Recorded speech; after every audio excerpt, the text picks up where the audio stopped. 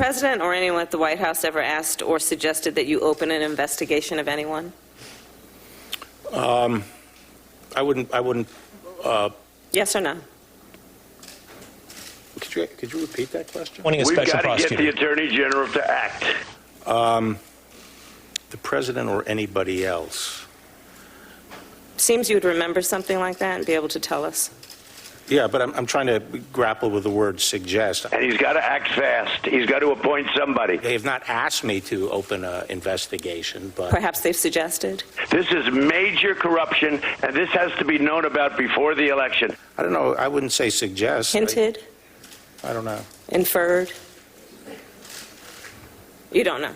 Okay. This has to be done early, so the Attorney General has to act. We have right now a president of the United States who is demanding that his Attorney General arrest the Vice President, former Vice President of the United States, his chief political competitor. This is something that happened in the former Soviet Union. This is something that happens still in Russia. This is not what soft totalitarian looks like. This is what a full-blown autocracy looks like, at least if you just focus on the actions of the President of the United States.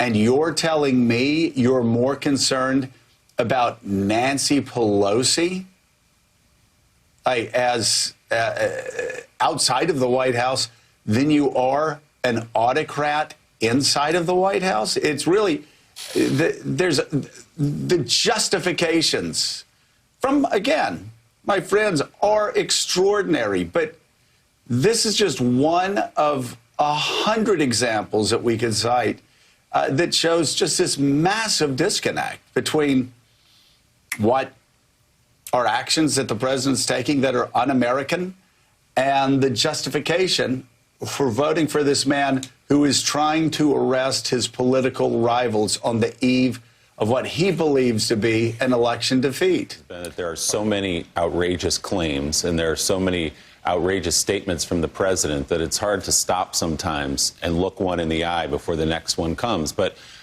as you say, right now, the President of the United States, less than 2 weeks ahead of the election, is calling for the Attorney General of the United States to launch an investigation that I think he somehow thinks will be resolved before the end election day in some way, or at least just to muddy the waters before election day.